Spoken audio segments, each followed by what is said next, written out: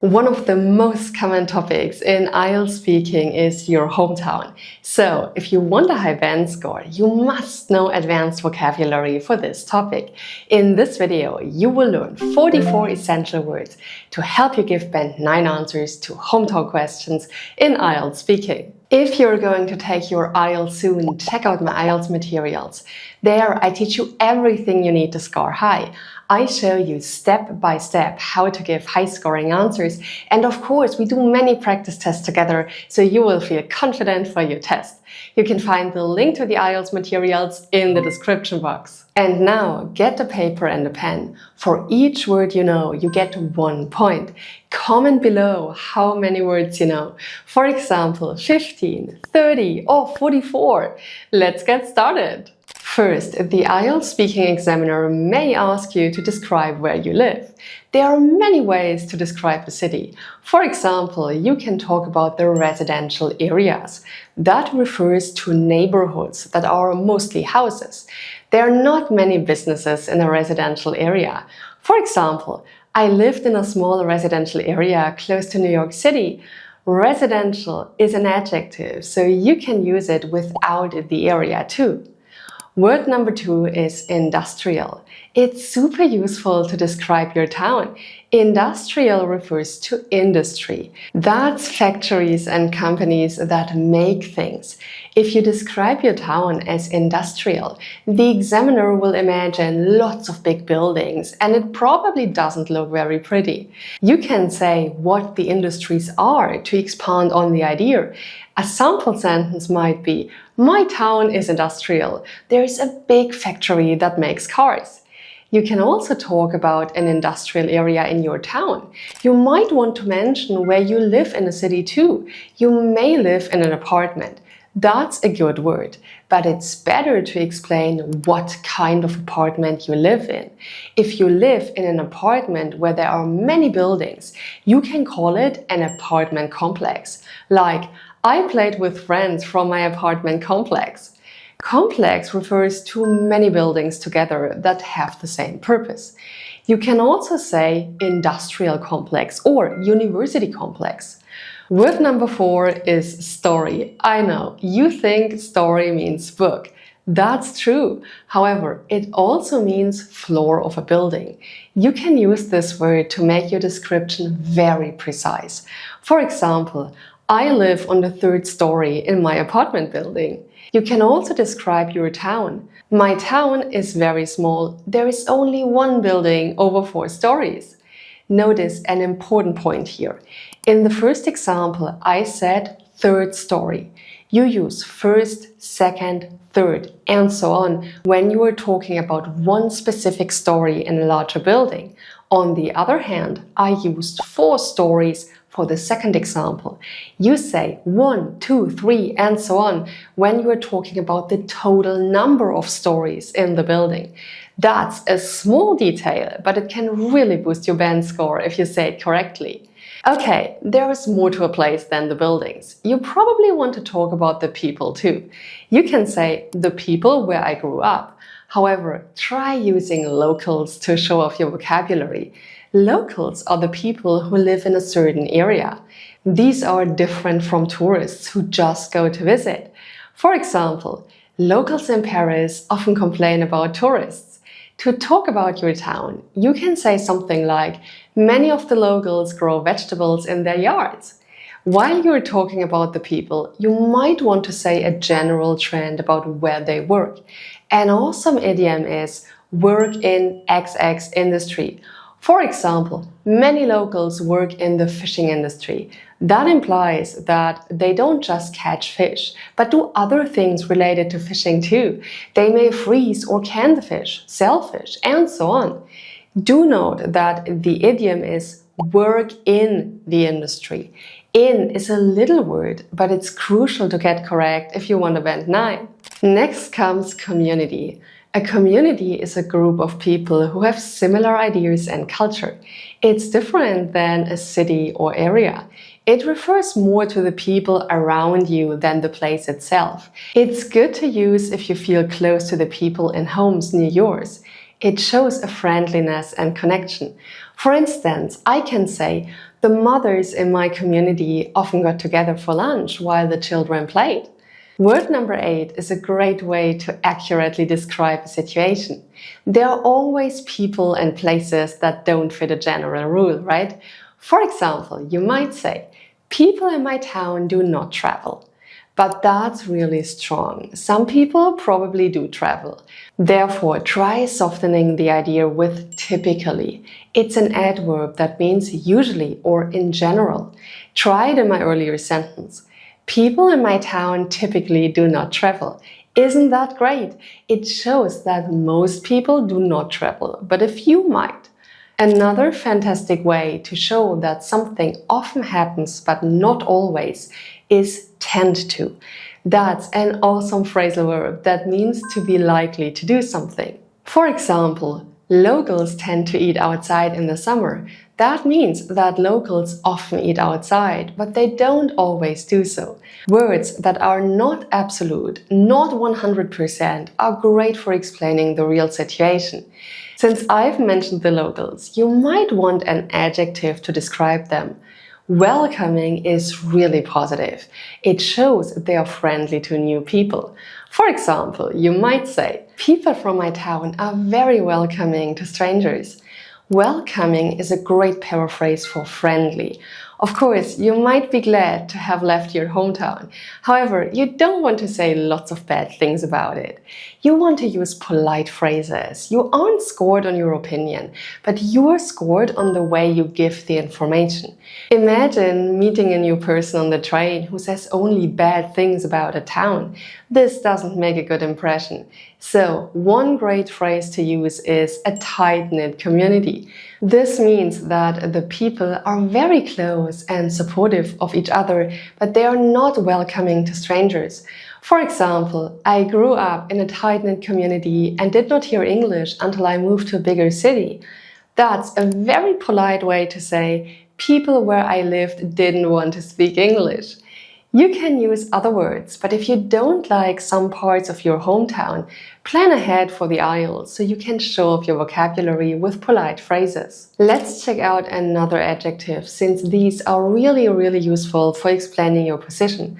Fairly means for a large part.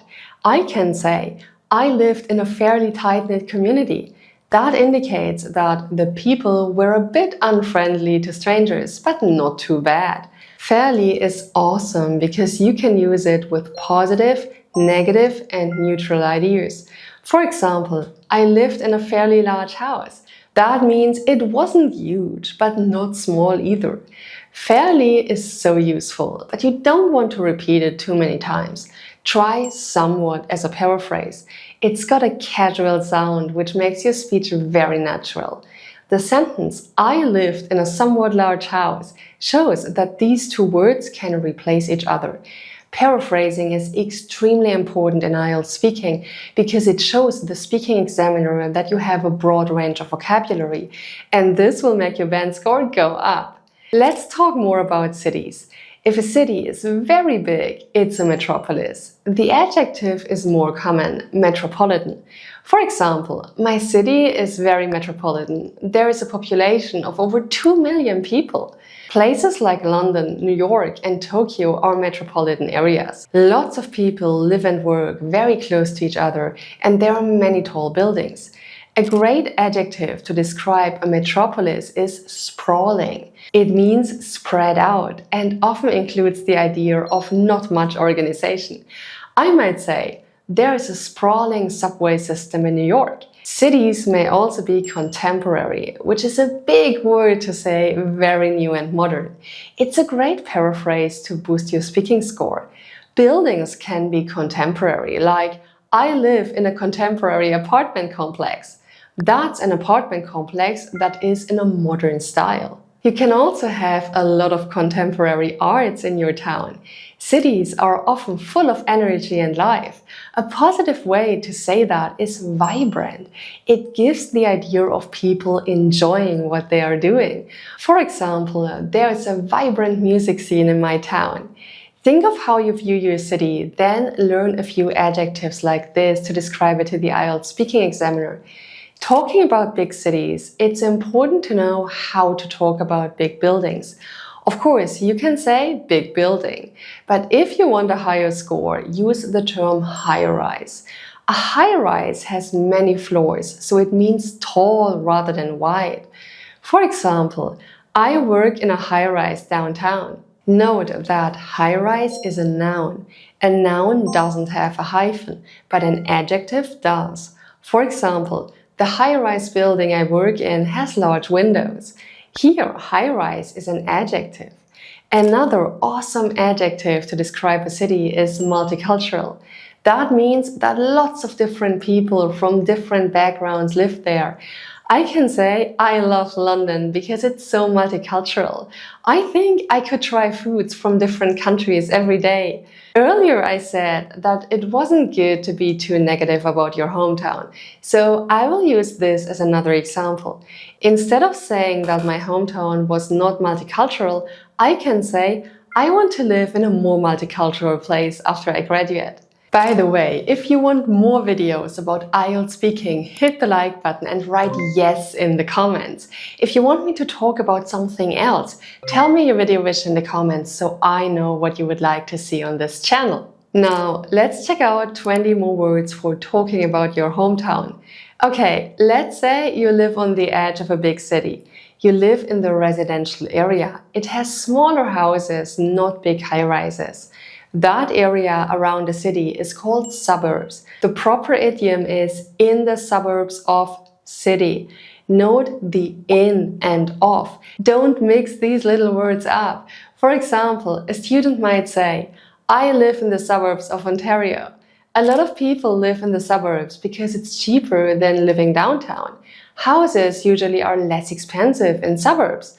Therefore, you can say, I live in the suburbs because the cost of living is lower. Cost of living is an awesome phrase. It refers to all the different expenses for everyday life, like rent, electricity, and water. Some places have a low cost of living, but others are high. I can say London has a high cost of living, but I like it because there are so many things to do. This phrase is a good way to show off your English skills. Another high-scoring word for the suburbs is the verb to commute. It means to travel from one place to another. Usually it refers to the distance between your house and job or school. You can say, I commute on the bus, or I commute 5 miles to work every day. Commute is also a noun to show the distance or time traveled. If you don't like the suburbs, for instance, you can say, I want to move downtown, so I have a shorter commute. Now, let's have a look at a word you can use to tell the speaking examiner what makes your hometown special. Unique. This is an advanced word to talk about things that are found in your town, but not in other places.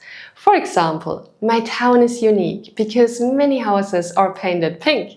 Word number 24 is prominent. Prominent is an awesome adjective that means important or well-known. So, something that is clearly visible or easy to find in your town is a prominent landmark. It's great if you can think of a prominent landmark to talk about. It makes your town sound special and unique. You can say, Big Ben is a prominent landmark in London. Don't forget, you're not scored on what you talk about. However, if you bring up an idea like a landmark, it shows off your vocabulary and ability to describe places in English. And this will improve your IELTS speaking score. We've talked a lot about cities, so now it's time to mention the country. A country area is called rural. That's another fantastic word to boost your score. You can say, I grew up in a rural area. Most of my friends raise cows. Some people think rural areas are boring because there's not much going on. Instead of boring, try using quiet. You probably know what quiet means. Not much sound. It also means not much activity. For example, I can say, I grew up in a quiet town. There was not even a movie theater. Quiet can be very positive, so it sounds much better than boring. The next word is super advanced. Some rural places and some cities are picturesque. That means that the place is quiet and pretty. It's a good place to take photographs. I can say my hometown is very picturesque because it's in the Alps. Big high-rises are not usually picturesque though. This word tends to be used for charming, small or pretty things surrounded by nature. Since I mentioned the Alps, let's check out an adjective for a mountain. The word is mountainous. Some people love mountains. They might say, I want to live in a mountainous country like Switzerland. We will move on to a word that helps you describe a rural place more precisely. Rural is an adjective that refers to the countryside. It can be farms, forests, and mountains. If you want a more precise word for farming, you can say agriculture. For example, agriculture is an important industry in my hometown. It's famous for growing corn. Agricultural is the adjective that means related to farming. For example, you might say, my house is in an agricultural area. If your town is next to a river, there is an idiom you can use to boost your score. Native speakers often say, on a river. That often means that the river goes through the town, with houses on both sides. You can say, I live in Missoula, Montana, which is on a river. On is also used to describe a town that is near the ocean. Coast means the shore or edge of an ocean. You can say, my town is on the coast. The adjective for such a town is coastal. A sentence with this word is, I live in a coastal town. These are very natural ways for a native speaker to paraphrase. I live near the ocean. Try them out to boost your score. Word number 32 is distinctive. It means noticeable or unusual. You use this word to show that something is a bit different in your town than other places. I could say, people in my community speak with a distinctive accent. It's useful to have many words to show you are talking about something that is special about your town, rather than something that is the same in towns everywhere. If you want to talk about a statue or building that celebrates a certain person or event, use monument. Monument is more precise than landmark. Landmarks are notable things that are distinctive. They can be anything you see, such as a giant rock, a colorful building, or a big tree. On the other hand, monuments are specifically built by people for a purpose. You can use it in a sentence like, my house is near a big monument honoring people who died in World War II. The monument I just described is about an event in the past, right? You can use the word historical to talk about a place or thing that is full of history. It's also a nice way to say old. Instead of saying, I live in an old part of town, you can say, I live in a historical area. This sounds much better and shows the IELTS speaking examiner that your English is advanced. Historical is a type of atmosphere. That's the feeling you get from a place. For example, my town has a welcoming atmosphere. You can use lots of words to describe the atmosphere of a town. A city can have a vibrant atmosphere, a lonely atmosphere, or a festive atmosphere. For example, on weekends, there is a festive atmosphere in the outdoor market. An outdoor market is one reason a tourist might want to visit your area. A person might also want to go to a museum, amusement park, or a zoo. Places that are made for visitors to see are called tourist attractions. Some cities have lots and others do not. Are there tourist attractions in your town? It works well in a sentence like, I live near the aquarium, one of the biggest tourist attractions in my town. Now you need a verb to talk about the attractions. Use draw. It means to attract. In other words, something draws or gets the attention of tourists, so they come to visit. How do you use that idea in a sentence? The aquarium is not large, but it draws many tourists. That means that many tourists come to the aquarium. Draw is the same spelling as the word for making a picture with a pencil or pen. Therefore, you really show off your language skills by using it in a different way, and this will make your band score go up. Word number 38 is amenities. Amenities are not the same as tourist attractions. Amenities are features of your town that are really useful to locals. Banks, post offices, schools, hospitals, and libraries are all amenities that make life more useful and pleasant. You may know amenities from looking at hotels or apartments. The word means the same thing, useful items. But when talking about a hotel, an amenity might be a swimming pool or free toothbrush. Here's an awesome IELTS speaking response that uses amenities and other new words. The downtown area has more amenities, but I moved to the suburbs because it has a lower cost of living. The next word is childhood. It's great for showing you are talking about your past. Don't forget to use the past tense too. If you show the IELTS speaking examiner that you know different tenses and can use them correctly, your band score will go up. For example, you can say, I spent my childhood on a farm in Brazil. Now, I want to point out a common mistake. This is a little detail, but it's essential to do this correctly if you want a high IELTS speaking band score. When you are talking about the part of the country you live in, you say in the direction of place. The in and of are little, but need to be in that order. This phrase is used when talking about a section of the place you're living in. You are still in the bigger place, such as a country or a city, but in one part of it. For example, you could say, I live in the north of France. North, south, east, and west are all acceptable here. Now, compare this with the next point. To the direction of place. Looks almost the same as the last phrase, doesn't it? The only difference is that in has become to. In shows you are still inside the area. To means that you are not in the area at all. For example, I live in a little town to the north of Madrid. This sentence means I do not live in Madrid. Madrid is below the town where I live. In this phrase, the place you are talking about is north and Madrid is south. It's easy to get mixed up. Practice using these two phrases so you can say them naturally. In is inside the bigger place. To is outside of the place. If you get this correct, you show the IELTS speaking examiner that your English is really advanced. Word number 42 is congested.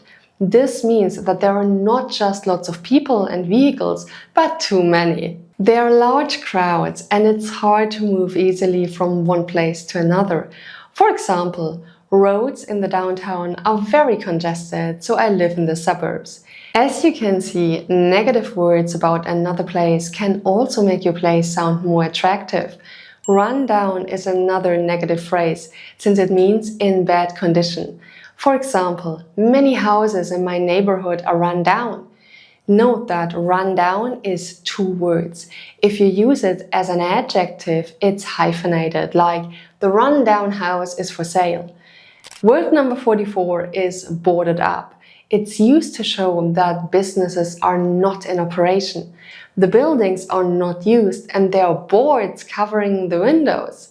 It might be, the house next to mine was boarded up. It looked haunted.